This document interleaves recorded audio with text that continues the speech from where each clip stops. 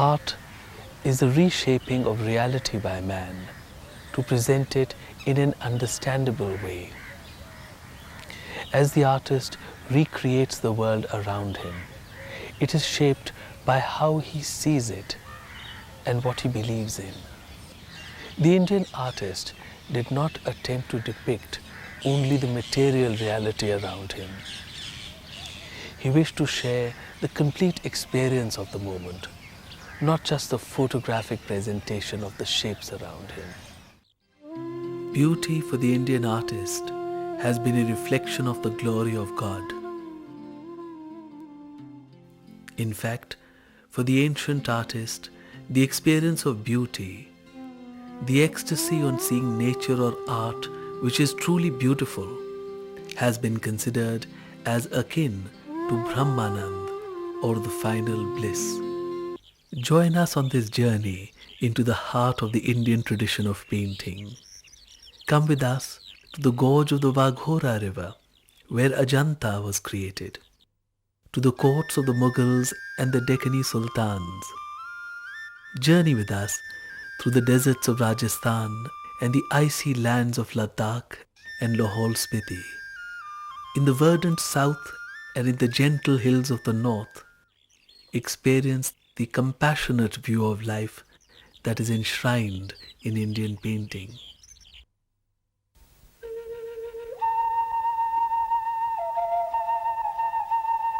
(1526) was a year which changed the political map of India. It was the year of the advent of Babur, who founded the great Mughal Dynasty. He engaged the forces of Ibrahim Lodi in the battlefield of Panipat and won a decisive victory which was to change the course of Indian history forever. Babur was the descendant of the Turco-Mongol conqueror Timur, whose family ruled in Persia. The dynasty founded by Babur became one of the greatest the world had seen. They ruled a vast empire whose fame spread throughout the world. The culture and the art they created helped to shape future developments in all spheres of life in the Indian subcontinent.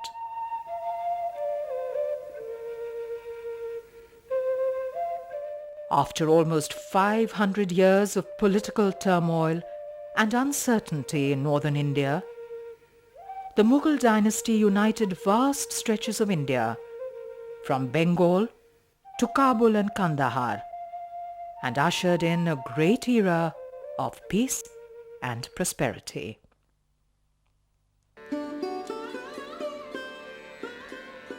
Besides being a brave and able warrior, Babur was a learned and accomplished man. He was deeply sensitive to the beauty of nature and was a prolific writer. He laid the foundations for a culture to follow, which was based upon a beautiful synthesis of the traditions of Persia and those of India.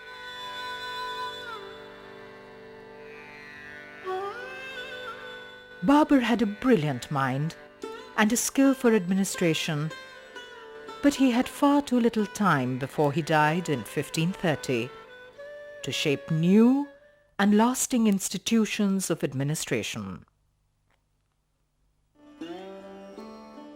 His son Humayun, who succeeded him, was defeated by Sher Shah Suri and took refuge for most of his reign in Kabul at the court of the Persian ruler Shah Tahmasp. In the court of the Persian ruler, Humayun saw the refinements and beauty of the best of Persian culture. He also saw the many paintings made by court artists who followed in the long tradition of Persian painting.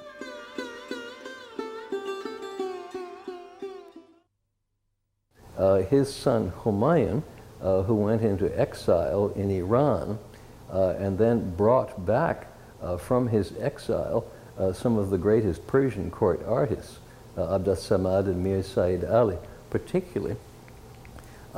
He brought to Mughal painting the kind of refinement which remains astounding to us. He brought the technical brilliance which had been developed at the Safavid court, and before that the Timurid court, and these hugely enriched the tradition of painting under the Mughals.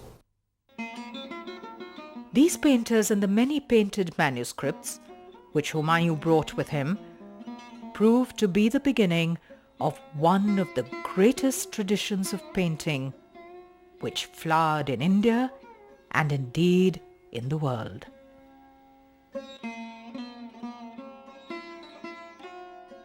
Only 7 months after his return to India, Humayun died a sudden and premature death.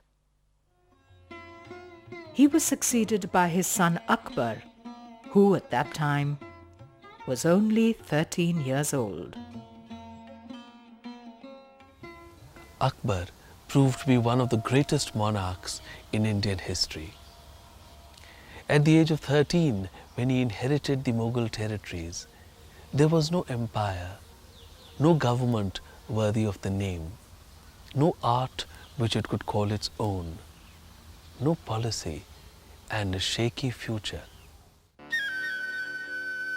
Akbar was one of the most remarkable men in history. He was an able conqueror and one of the greatest administrators and statesmen. He had a great vision which unified distant corners of India and shaped a cohesive and wondrous empire.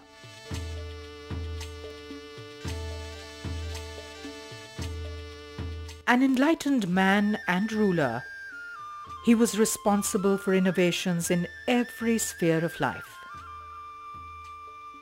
He was a Muslim, but did not impose his faith on his subjects. He realized that he would have to integrate people of all faiths in his court to build a strong empire. Apart from political and strategic reasons, he was extremely secular in his personal outlook. He forged matrimonial ties with the Rajput rulers. Some of his closest confidants and advisors belonged to faiths other than his own. Akbar truly took the best that the land had to offer and nurtured it to create the blossoms of a new and vital culture. Akbar's dream of unity among Indians was expressed in everything which he undertook. After 1575, when the frenzy of conquest had abated, he had more time for peaceful pursuits. Akbar settled at his newly built red sandstone capital, Fatehpur Sikri, where he began a series of religious discussions in a special house of worship. He welcomed Christians, Hindus, Parsis, Jains and others, and created a universal faith, Deen-e-Ilahi. Fatehpur Sikri was one of the most cosmopolitan places in the world at that time.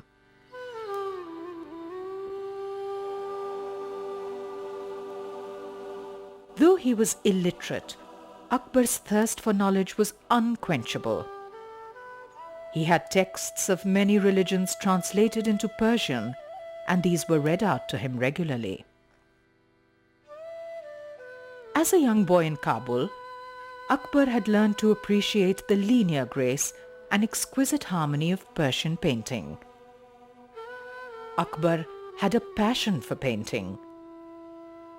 Though he was busy with the challenges of empire building, he took a deep interest, not only in the creation of exquisite paintings, but also in the establishment of a lasting infrastructure for art. A well-organized court atelier was set up. Hundreds of artists were employed, and there was no bar on their caste or religion. Artists flocked to the magnificent court of the great Akbar from all over the country. They brought with them diverse skills and talents, reflecting the rich and varied culture of the country. All these were pooled together to form what became one of the most influential and well-recognized styles of painting in India, that of the great Mughals.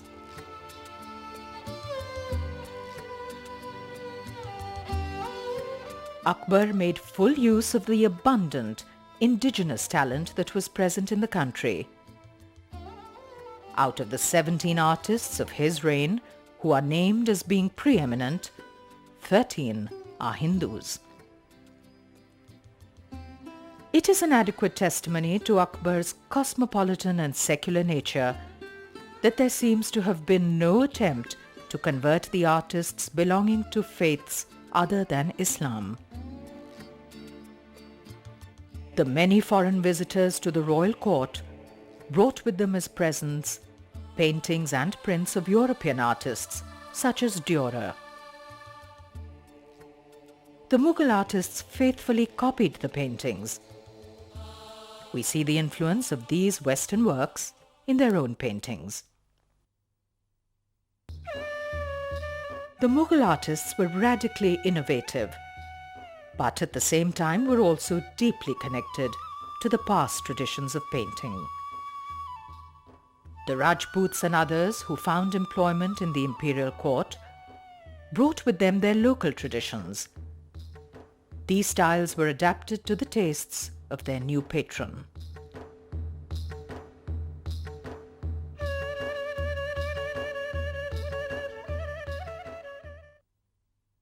The other aspect of Indian painting one could think of as the observed sort, and Mughal painting, for instance, is the best example probably of that.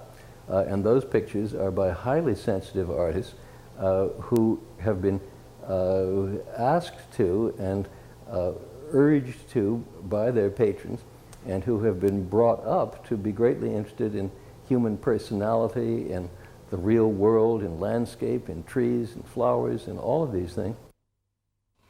The development of the modern idiom in Indian painting really begins here, inasmuch as the Mughal school encourages innovation. The miniatures are not copies of any particular style. Rather, they absorb and assimilate a variety of influences to create something different and new. The Mughal school benefits from past traditions, but looks afresh at the world around. New subjects are created. Rulers are seen in the grandeur of their courts and out on hunts with their noblemen.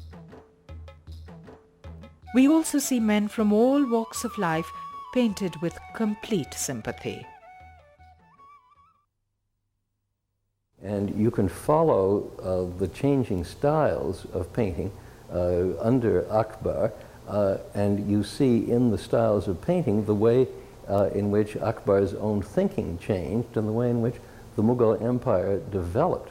But the paintings which have survived from Akbar's court at best are among the most compelling and marvelous pictures ever painted in India. In the initial years, Akbar commissioned illustrations to texts such as the Hamzanama and Tutinama, stories of fantasy and adventure. We see here a remarkable confluence of talents. The indigenous idiom is blended with the calligraphic grace and sense of fantasy from the Persian tradition.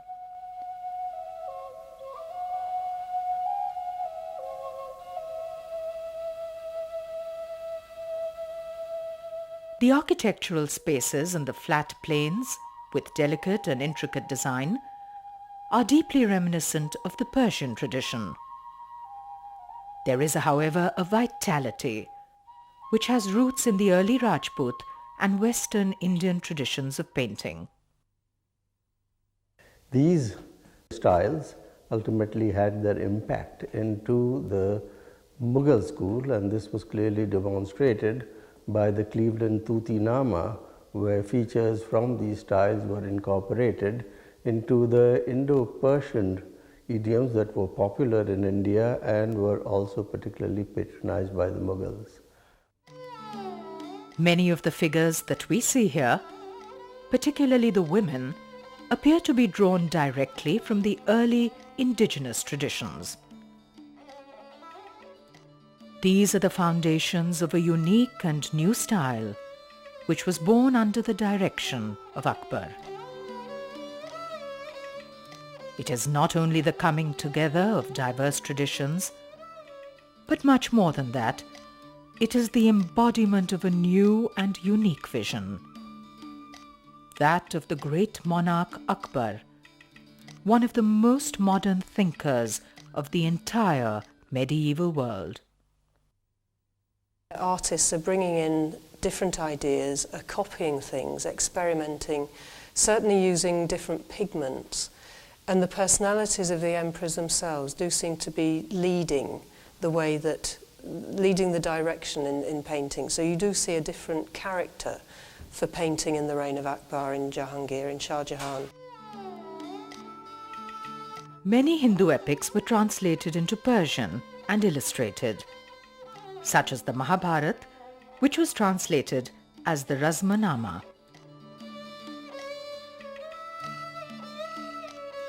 Akbar imbibed earlier traditions and was open to all influences around him. The painter in ancient India always painted that which was beyond the material realities of the immediate world. Under Akbar, the painter turned his attention to the here and now.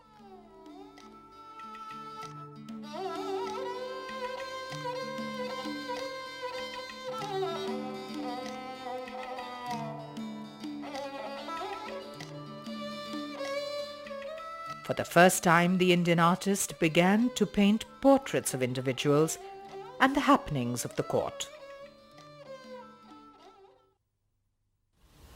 As Akbar matured in years and outlook, his taste tended to lean towards pure historical documentation.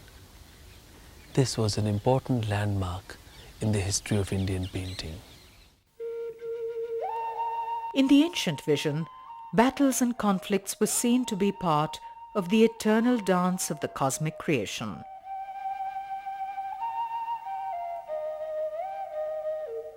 Now that the focus was on the present and the deeds of men and women in this world, violence and bloodshed was depicted graphically in Indian paintings. We do see examples of such portrayal of violence in some Persian paintings.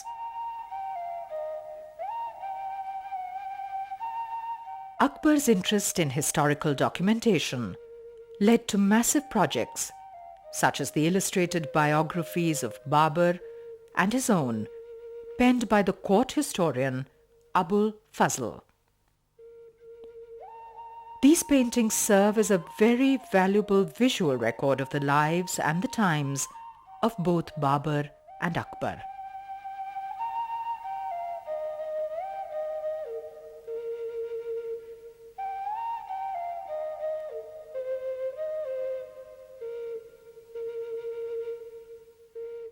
The Baburnama, the memoirs of Babur, was illustrated during Akbar's time. These paintings vividly bring to life the exciting journeys and experiences of Babur.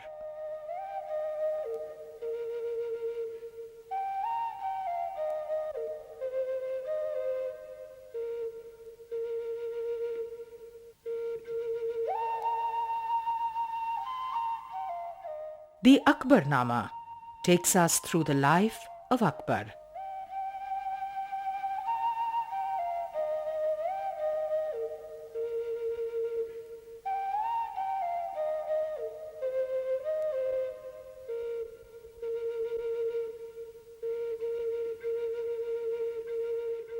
He learns to shoot under the guidance of his tutor, Behram Khan. And so many other moments of his life are enshrined forever in these beautiful paintings.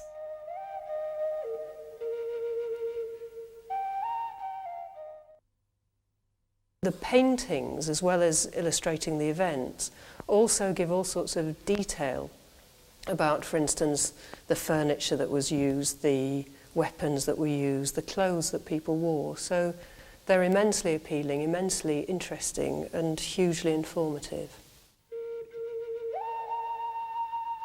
Akbar also commissioned the making of the Timurnama, which traced the history of his ancestors.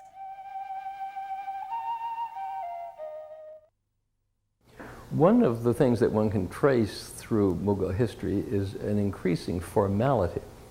And for instance, during the early period at Akbar's court, it was more like a military camp with everyone running around slapping one another on the back and being terribly merry or angry or whatever it is. All emotions were revealed. Then, as the clock ticked, the ethos became much more strict and much more formal.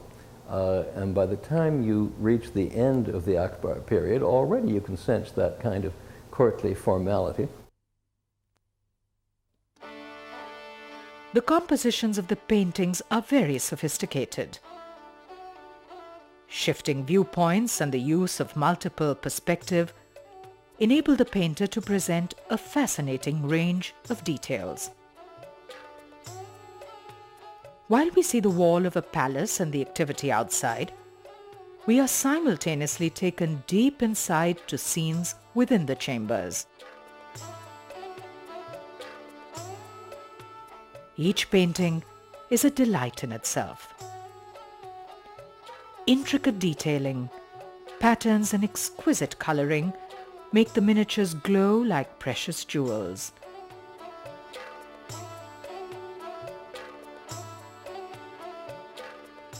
Mughal miniatures are true miniatures in the sense that with their detailed and intricate work, they demand a close and intent study.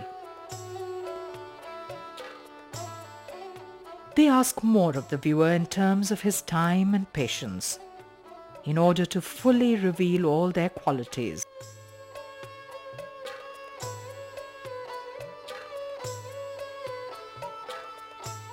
After several hundred years, under Akbar, the art of painting again acquired importance in North India. Hundreds of artists were employed in his ateliers.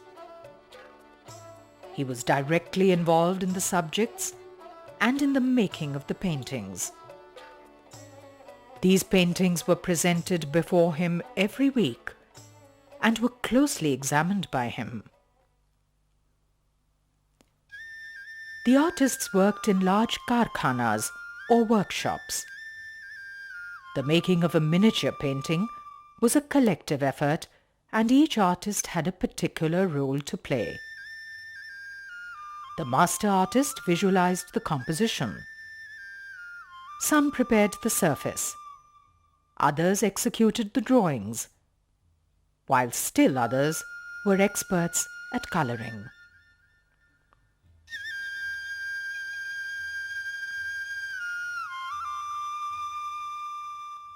Indian artists worked closely with the Persian painters. This manner of working together closely led to a marvelous assimilation and blend of various styles and influences. Working together in such guilds also led to the building of a distinctive and unified style of painting under the Mughals. Under Akbar, the appraisal of the work and the rewards were immediate and decided by the ruler. Good work was rewarded with an increase in salary. For the first time in India, the focus came on individual painters, and their names came to be written upon the paintings.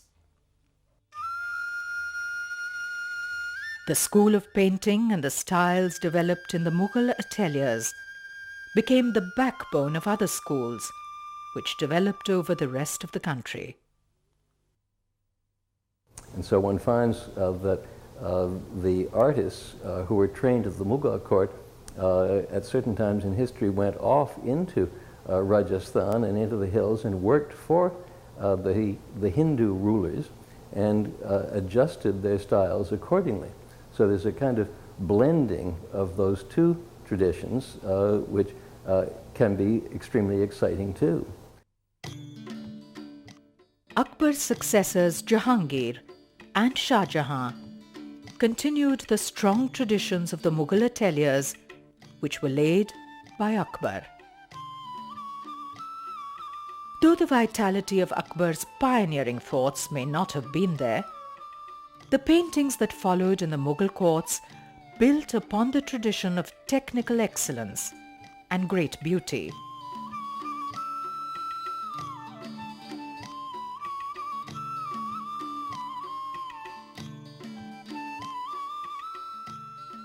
Akbar presents a fascinating image of an emperor who expands, consolidates, and governs a great empire. Yet, at the same time, a man who spends many hours working with his painters, closely observing and guiding tiny details in the miniature paintings. Truly, a man who had a deep and vital interest in all aspects of life. One of the few men who shaped the course of history and art so definitely that they can never be forgotten.